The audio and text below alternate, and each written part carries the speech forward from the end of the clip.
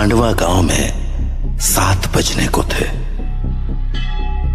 और हर शाम की तरह आज भी चारों ओर घंटे की आवाज गूंज रही थी। 7 बजने वाले हैं, अपने अपने घरों की तरफ बढ़ते रहें। 7 बजने वाले हैं, अपने अपने घरों की तरफ बढ़ते रहें। हेलो जी राणा साहब। बोला 7 बजने वाले हैं, सब लोग घर गए या नहीं? जी राणा साहब, लगभग सब चले ही गए। लगभग? तू जानता है ना 7 बजे के बाद क्या होता है? फौरन घर भेज सबको। जी आप चिंता मत कीजिए, 7 बजने से पहले मैं सभी को घर भेज दूंगा। ठीक है, तू भी जल्द घर चले जा। जी राणा साहब, कल मिलते हैं। देव। हाँ पापा। 7 बजने वाले हैं, जाओ जाके सारे खिड़की दरवाजे बंद कर दो। हाँ पापा। 7 बजने वाला है, अपने अपने घरों की तरफ बढ़ते रहो। हे चढ़ोले सब, दुकान बंद हो गई अब। अरे काकी चाय तो पिला दे। अरे बावड़े, घंटी की आवाज ना सुनी के तेने?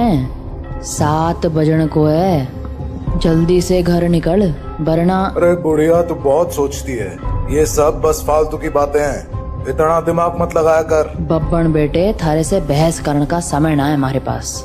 बेहतर होगा कि 7 बजने से पहले तू अपने घर पहुंच जा, क्योंकि अगर रास्ते में वो मिल गए ना तो दोबारा यहाँ मत आइयो, क्योंकि मैं दरवाजा ना खोलूंगी, समझ गया? जा यहाँ से अब। हाँ जाता हूँ। हाँ बोलो राणा सा। काकी सब लोग घर चले गए ना? हाँ सब चले गए। ठीक है, आप भी याद से खिड़की दरवाजे बंद कर लेना। रोज फोन करके यही बोले है तू। अरे 7 महीनों से गांव में कुछ ना हुआ तो अब क्यों जावेगा? 7 महीने पहले जो हुआ था वो दोबारा भी हो सकता है, इसलिए सावधानी जरूरी है। पापा। हाँ? सारे खिड़की दरवाजे लगा दिए। और पर्दे लगाए? पर्दे क्यों? खिड़कियां लगा तो दी हैं, और वैसे भी वो लोग तो तभी अंदर आ सकते हैं ना जब उन्हें अंदर बुलाया जाए, तो फिर। देव, होश में हो? ये क्या बोल रहे हो? अरे हम पर्दे उनसे छिपने के लिए थोड़ी लगाते हैं, बल्कि इसलिए लगाते हैं ताकि हम उन्हें ना देख सके, उनसे बात ना कर सके और उनके बहकावे में ना आ सके। ऐसी गलती बहुत से लोगों ने की थी, उनके साथ क्या हुआ ये पूरा गांव जानता है, इसीलिए अच्छा होगा कि हम वो गलतियां ना दोहराएं। पापा, क्या मम्मी के साथ भी ऐसा ही कुछ हुआ था? क्या वो भी? 7 बज गए, जाओ जल्दी से जाके पर्दे लगा दो, वो लोग अब आते ही होंगे। हाँ। तो राणा साह की बात मानकर देव खिड़कियों पर पर्दे लगाने के लिए चला गया, पर अभी वो पर्दे लगा ही रहा था कि उसने ऐसा कुछ देखा जिससे उसके होश उड़ गए। देव बेटा। मम्मी, आप? हाँ बेटा, मैं ही हूँ। पर आप यहाँ कैसे? तुमसे मिलने आई हूँ बेटा। हाँ, पर आप तो मर गए थे ना? नहीं तो, देखो मुझे, मैं तो जिंदा हूँ। लेकिन पापा ने तो बोला आप मर चुके हो। फिर? तुम्हारे पापा झूठ बोल रहे हैं बेटा। मतलब आप मरे नहीं हो? नहीं, मैं तो बस रास्ता भटक गई थी, आज बहुत मुश्किल से तुम्हारे पास आ पाई हूँ, बस तुमसे मिलने। हाँ? सच्ची? हाँ बेटा, हाँ। अब चलो मुझे अंदर आने दो, 7 बज गए हैं, वो लोग आते ही होंगे। हाँ, मैं पापा को बोलता हूँ। नहीं, पापा को क्यों बुला रहे हो? वो मुझे देख तो पाएंगे नहीं, और जब तक मैं उन्हें समझाऊंगी तब तक तो बहुत देर हो जाएगी, इसलिए तुम ही जल्दी से दरवाजा खोल दो, जाओ। पर पापा ने 7 बजे के बाद दरवाजा खोलने से मना किया है। बेटा, मेरे पास ज्यादा वक्त नहीं है, मैं ज्यादा देर तक बाहर नहीं रह सकती। तुमने दरवाजा नहीं खोला तो? नहीं, मैं खोलता हूँ। थैंक यू बेटा। तो देव अपने घर के दरवाजे पर पहुंचा और दरवाजा खोल दिया। पर जब सामने कोई नहीं देखा तो उसने अपनी मम्मी को आवाजें लगानी शुरू की। मम्मी, मम्मी, अरे मम्मी कहाँ गई?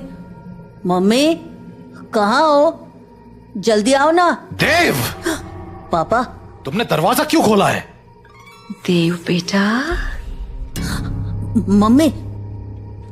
देव मम्मी को अपनी ओर आते देख ही रहा था कि तभी राणा सा ने एकदम से लाइट्स बंद कर दी और लाइट के अचानक बंद होते ही देव पीछे पलटा तो उसके सामने अंधेरे में राणा सा खड़े थे, जो देव को चुप रहने का इशारा कर रहे थे। देव बेटा, अरे कहाँ चले गए तुम? देखो मैं आ गई। मम्मी से नहीं मिलोगे? देव, देव। नंदिनी देव को आवाज लगा रही थी पर वो वहां था ही नहीं, क्योंकि राणा सा ने उसे बगल वाले कमरे में छिपाकर दरवाजा बंद कर दिया था।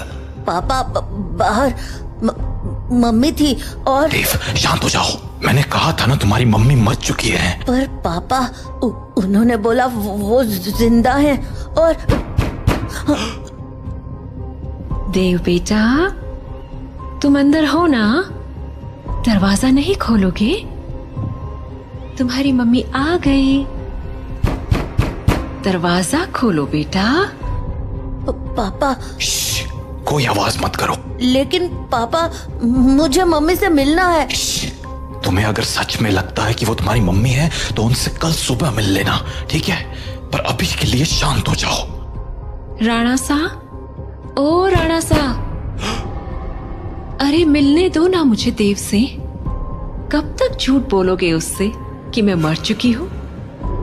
राणा सा, आप सुन रहे हो ना? पापा। बेटा बिल्कुल भी ध्यान मत दो और आंख बंद करके सो जाओ। पर पापा, मम्मी ये क्या बोल रही हैं? शांत रहो देव, कल सुबह मैं तुम्हें सब समझा दूंगा, पर अभी के लिए चुपचाप आंखें बंद करो और सो जाओ। तो देव अपने पापा के कंधे पर सर रखकर सो गया और जब सुबह हुई तो राणा सा देव को आवाज लगाते हुए बोले, देव उठ जाओ, सुबह हो गई है। हाँ, सुबह हो गई तो मम्मी से मिल सकते हैं ना अब? आओ मेरे साथ, तुम्हें तुम्हारी मम्मी से मिलाता हूं। लेकिन जैसे ही दोनों कमरे के बाहर आए वहां कोई नहीं था। हाँ, मम्मी कहाँ गई? मैंने कहा था ना कि वो तुम्हारी मम्मी नहीं थी। पापा, वो मम्मी जैसे ही बात कर रही थी। बेटा मैंने समझाया था ना तुम्हें, पर्दे लगाने के पीछे की सबसे बड़ी वजह यही है कि हम उन्हें देख ना पाए, उनकी बातों में ना आ पाए, जैसे कल तुम आ गए। पर वो बोल रही थी कि वो मरी नहीं है, जिंदा है। अगर वो मर गई है तो यहाँ कैसे आ गई? एक काम करो, मेरे साथ आओ। हाँ? कहाँ पापा? बस चलो मेरे साथ, तुम्हें कुछ दिखाना है। तो उसके बाद वो दोनों गांव के लगभग बाहर चले आए और वहां पहुंचते ही देव बोला, पापा हम लोग यहाँ क्यों चले आए? बताता हूँ, पर पहले आस पास देखकर ये बताओ कि यहाँ क्या दिख रहा है तुम्हें? यहाँ तो कुछ भी नहीं है। आसपास बहुत सारे पेड़ हैं, सामने गांव से बाहर जाने का रास्ता है और पास में बब्बन भैया का घर है। तुम्हें कहीं पर कोई बस दिख रही है क्या? हाँ, वो उस तरफ एक पुरानी सी बस है। क्यों? बेटा ये वही जगह है जहां तुम्हारी मम्मी की मौत हुई थी। हाँ, उस दिन हमें शहर से लौटने में देरी हो गई थी और गांव पहुंचते पहुंचते सुबह के 4 बज गए। सूरज निकलने में थोड़ा वक्त था तो गांव के सभी घरों की खिड़की दरवाजे बंद ही थे, इसीलिए सुबह होने तक हमारे पास झाड़ियों में छिपे रहने के अलावा कोई चारा नहीं था। हम लोग एक झाड़ के पीछे छिपे ही थे कि मैंने तुम्हारी मम्मी की एक आवाज सुनी। नंदिनी, क्या हुआ?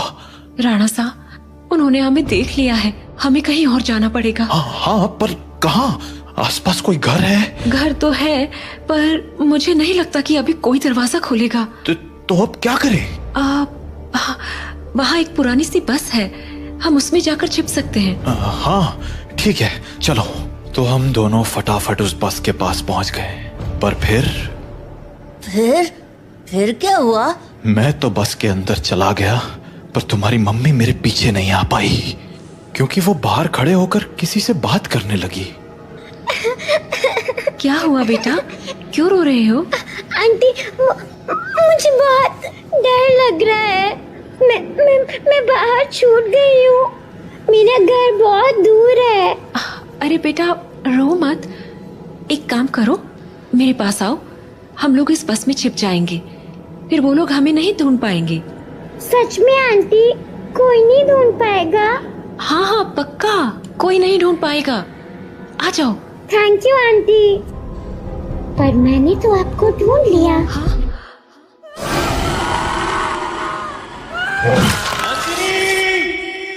मैं नंदिनी को बचाने के लिए बस के बाहर जाने लगा, पर तब तक बहुत देर हो चुकी थी। बस को उन लोगों ने चारों तरफ से घेर लिया था। हेलो अंकल, बाहर आओ ना, खेलो हमारे साथ। और शायद मुझे देखकर हंसे जा रहे थे। हेलो अंकल, बाहर आओ ना, खेलो हमारे साथ। उन आवाजों को सुन मैं इतना घबरा गया कि अपनी जगह से हिल भी ना पाया। पर थोड़ी ही देर बाद वो आवाजें आनी बंद हो गईं और गांव के लोगों की आवाज सुनाई देने लगी। मैं समझ गया था कि सुबह हो चुकी थी, तो मैं बस के बाहर निकलकर तुम्हारी मम्मी को आवाज लगाने लगा।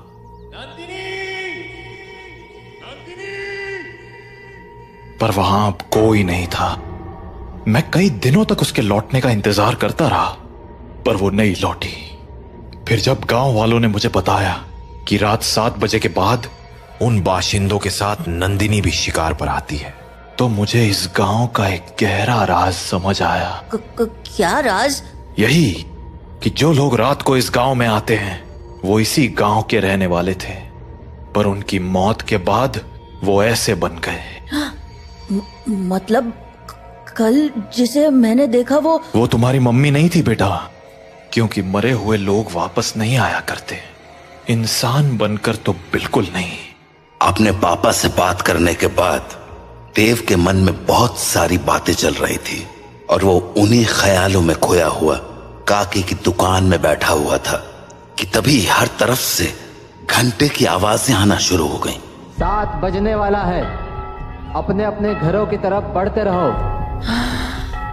चलो चलो, घंटा बज गया, निकलो अपने अपने घरों को। अरे बुढ़िया, तू फिर शुरू हो गई। बोला था ना ये सब फालतू की बातें। अरे बावड़े, दिमाग फिर गया है क्या तारा? जानता है ना 7 बजे के बाद बाहर के ओवे है, कच्चा चबा जावेंगे वो बाशिंदे। अच्छा, और तुझे कैसे पता कि वो कच्चा चबा जावेंगे? क्योंकि आज तक जो भी रात को बाहर रुका है वो मारा ही गया है। अच्छा, फिर थारा राणा सा कैसे बच गया? हाँ, वो भी तो फंसा था ना रात को अपनी लुगाई के साथ। मैंने बोला ना, थारी फालतू बातें सुनने के लिए हमारे पास टेम ना है। जा निकल अब यहाँ से। हाँ जाता हूँ। इतना कहकर बब्बन वहां से चला गया, पर बब्बन की बात ने देव का ध्यान जरूर खींच लिया था। तो वो भी अब ये सोचने लगा था कि उस रात उसकी मम्मी तो मर गई, पर पापा कैसे बच गए। वो ये सब बातें सोच ही रहा था कि तभी काकी बोली, अरे छोरे, हाँ बात ना सुनी क्या तूने हमारी? बोला ना घर निकल। जी काकी। तो देव हड़बड़ाता हुआ काकी की दुकान से बाहर निकल आया। वो घर के लिए निकलने ही वाला था कि उसके मन में एक और ख्याल आया और वो सीधा बब्बन के पीछे चल पड़ा। बब्बन भैया! क्या हो गया छोरे, कहाँ भागा चला रहा है? वो मुझे ना आपसे एक बात पूछनी है। पूछ। वो अरे जल्दी बोल, पता है ना 7 बजने को है। तू घर नहीं पहुंचा तो थारा बाप सर पीट लेगा। वो आप वहाँ काकी को बोल रहे थे ना कि एक रात मेरे पापा और मम्मी बाहर रह गए थे और मम्मी को तो उन लोगों ने मार दिया था, पर पापा किसी तरह बच गए। तुम्हारे पास मारी ही बात दोहराने आया है के? जल्दी पूछना के पूछने है तने। नहीं, मैं ये बोल रहा था कि आपका भी घर उसी टूटी फूटी बस के पास है ना? हाँ तो आपने कुछ देखा था क्या? कमाल है, बाप अंधा कानून और बेटा सरलॉक। हाँ, देखा था, सब देखा था, कैसे उन बाशिंदों ने थारी माँ को नोच खाया था। खाना तो वो थारे बाप को भी चाहते थे, और थारा बाप साला बस में छिपा बैठा था, और वो लोग न जाने क्यों अंदर ना जा पा रहे थे। वो सारे लोग सूरज निकलने तक बस को घेरे खड़े थे।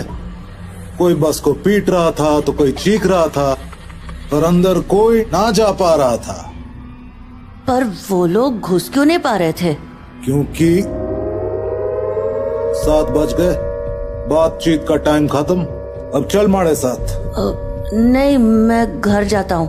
रे बावले, अब घर जाने का मौका खत्म हो गया। आधे रास्ते में ही कोई ना कोई नोच खावेगा तुझे। चल अब हमारे साथ। तो बब्बन देव को लेकर अपने घर चला गया। वहीं राणा सा अपने घर में परेशान हुए जा रहे थे। ये देव कहाँ रह गया? अब तक घर क्यों नहीं आया? काकी को पूछता हूँ। हेलो काकी। हाँ राणा सा, मारे को लग ही रहा था कि थारा फोन आवेगा। सब लोग जा चुके हैं और दरवाजे खिड़कियां भी लगा ली हैं मैंने, इसलिए चिंता मत। काकी, देव है क्या वहाँ? हाँ देव, वो तो कब का निकल गया यहाँ से। देव घर नहीं लौटा है क्या? तुम एक काम करो सा, बाकी लोगों को फोन करके पूछ ले, क्या पता देव किसी के यहाँ रुक गया हो। ठीक है। जहाँ राणा सा देव को हर जगह ढूंढे जा रहे थे, वहीं देव बब्बन के साथ उसके घर चला आया था। तो अभी वो दोनों साथ में बैठे ही थे कि देव को बाहर से एक जानी पहचानी आवाज सुनाई पड़ी। बब्बन, ओ बब्बन, देख मैं आ गई। ये तो मेरी मम्मी की आवाज है। सही पहचाना छोड़े, तारी मम्मी ही है बाहर। अब एक काम कर, यहीं रुक और यहाँ से तमाशा देख। तो बब्बन खिड़की के पास गया और पर्दे हटा दिए। हाँ छोरी, बुला रही थी ना मने, ले देख मैं आ गया। कितना इंतजार कराता है तू। इंतजार? अरे अभी तो आई तू। मैं तो रोज ही आती हूँ, तू मुझसे कभी मिलता ही नहीं। अरे थारे से तो रोज बात करूँ हूँ मैं। हाँ, पर मिलने का मतलब बस बात करना थोड़ी होता है, करीब भी तो आना होता है ना। अच्छा, मारे करीब आना साथा ने। और नहीं तो क्या, खोल ना दरवाजा। कमाल है छोरी, तू भी अपने राणा सा को इतनी जल्दी भूल गई। जो राणा सा देखेंगे नहीं, वो उन्हें पता कैसे चलेगा। कमाल है तू भी। वैसे थारे बेटे का क्या, वो तो देख सके है ना। ओफो बब्बन, तू भी ये क्या बातें करने लगा। हम दोनों के बीच में किसी दूसरे का क्या काम। जाना, दरवाजा खोल देना, मुझे तेरे से अच्छे से मिलना है। अच्छा चल ठीक है, खोल ही देता हूँ दरवाजा अब। तो बब्बन दरवाजा खोलने जा ही रहा था कि देव बोला, बब्बन भैया दरवाजा मत खोलना, वो मेरी मम्मी नहीं है। अरे यो बात तो मने भी पता है, यो थारी माँ तो अब बिल्कुल ना रही। अरे बब्बन भैया, मैं सच कह रहा हूँ, वो इंसान नहीं है। वो इंसान है या नहीं, ये तुझे अभी पता चल जाएगा, तू बस देखता जा। तो इतना कहकर बब्बन ने दरवाजा खोल दिया और सामने खड़ी नंदिनी से बोला, हाँ छोरी, मिलना था ना तने मारे से, आजा अंदर आजा। बब्बन की बात सुनकर देव के तो होश ही उड़ गए, पर तभी कुछ अजीब हुआ। उसने देखा कि उसकी मम्मी दरवाजे पर तो खड़ी थी, पर दरवाजे से अंदर नहीं आ रही थी। क्या हो गया, रुक क्यों गई, आजा अंदर। नंदिनी कुछ देर तो वैसे ही खड़ी रही, पर फिर बोले, तू बाहर क्यों नहीं आ जाता बब्बन, मैं तुमसे यहीं मिल लूंगी। अरे अभी तो अंदर बुलाने को कह रही थी, अब बाहर बुला रही। देख छोरी, आना तो तुझे ही पड़ेगा, अब सोच ले। तू भी ना बब्बन, कितना इंतजार कराएगा, आ जाना बाहर। नंदिनी के जवाबों को सुनकर देव के मन में बहुत सारे सवाल उठने लगे थे, जैसे कि उसकी मम्मी घर के अंदर क्यों नहीं आ रही थी, और वो बार बार बब्बन को बाहर आने को क्यों कह रही थी।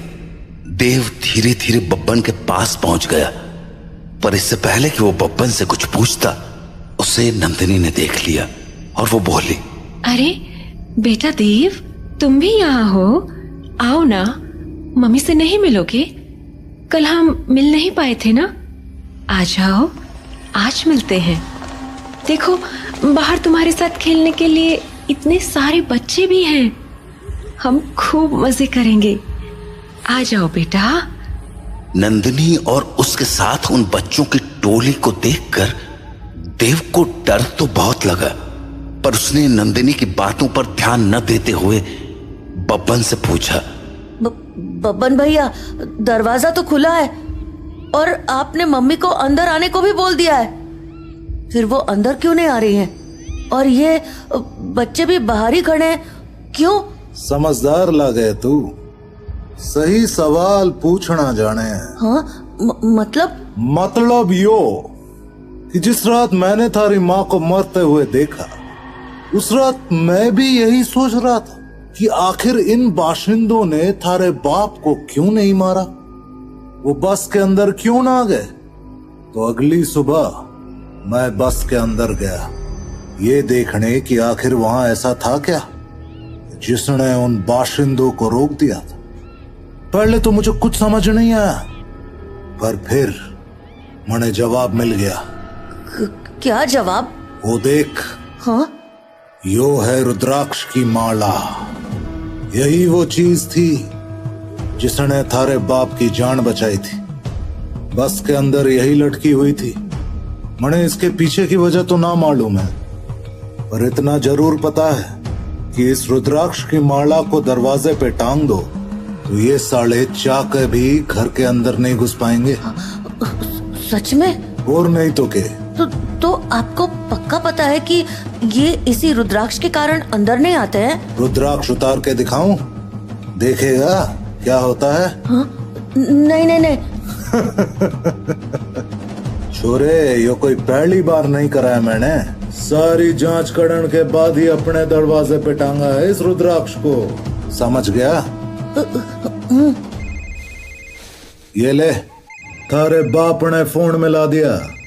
हेलो, हाँ राणा सा, हाँ हाँ, चिंता ना करो, थारा छोरा हमारे पास ही है और पूरी तरह सुरक्षित है। चलो, शुभ रात्रि।